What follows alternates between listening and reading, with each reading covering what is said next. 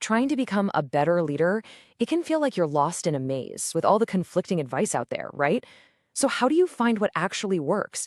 Well, let's cut right through all that noise.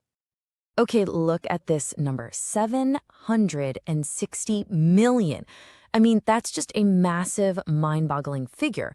But what in the world does it have to do with leadership?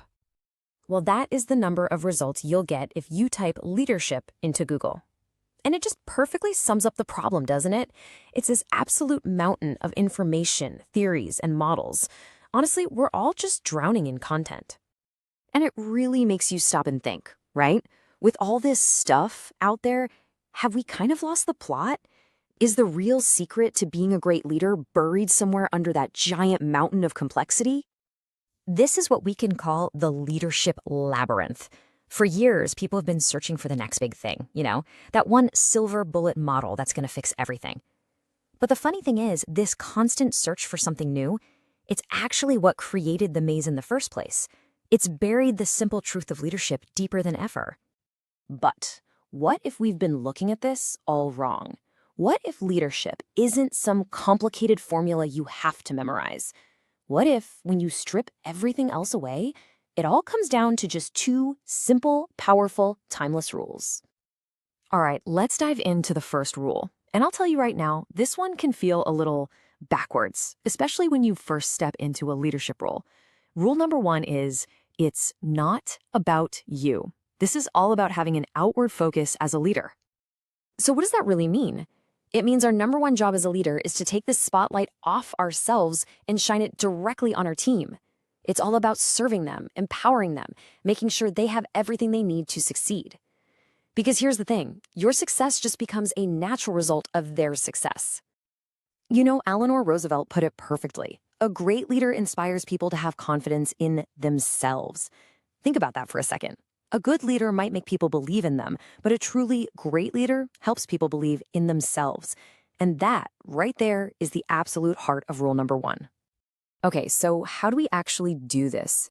Well, a few key things. First, your goal should be to create more leaders, not just collect followers. Second, you have to genuinely empower your team. That means giving them real trust and the autonomy to shine. And third, and this is a big one, you got to have the humility to admit you don't have all the answers. Because, let's be real, nobody does. All right, get ready for rule number two. And I'm warning you, this is going to sound like a total 180-degree contradiction to what we just said. Rule number two is it's only about you. This is the inward focus of a leader. Okay, so what on earth does that mean? It means that any real, meaningful change, it's an inside job. You want to see a shift in your team, in your company culture, it has to start with you. Period. This is all about 100% personal accountability. Just think about someone like Nelson Mandela. He understood this on a profound level. He knew that to change a nation, he first had to go through his own internal transformation. The outer change began with his inner change. And look, this isn't some trendy new idea. We're talking ancient wisdom here. The philosopher Lao Tzu said it thousands of years ago. Mastering others is strength. Mastering yourself is true power. See, true leadership isn't really about controlling other people. It's about mastering yourself.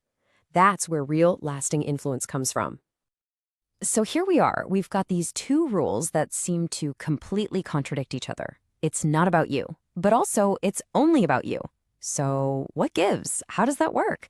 Well, let's solve this little paradox because they actually work together in perfect harmony. You've got the outward focus versus the inward focus. On the surface, it looks like a battle. But that tension, that's not a problem. That tension is the very engine that drives great leadership. The truth is, they aren't contradictory. Not at all. They're just two sides of the same coin. You can't have one without the other. Here's the key.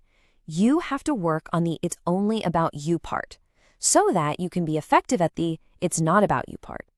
Let me break that down a bit more. This isn't about choosing, should I work on myself or should I serve my team? No, it's about understanding that you work on yourself in order to better serve your team. Your internal world, your self-awareness, your discipline, your mindset, that literally creates the impact you have on the external world. And that brings us full circle, doesn't it? The point isn't to chase the next shiny object, the next silver bullet leadership fad. The real work, the important work, is just the daily practice of mastering these two incredibly simple, timeless principles. When you boil it all down, it comes to this one powerful truth. The environment you create around you, whether that's at work or at home, it's just a mirror. It's a reflection of you. The culture of your team is a direct reflection of your own character. So I'll leave you with one final question to think about, a question to really ask yourself. When you look in that mirror, what environment are you creating?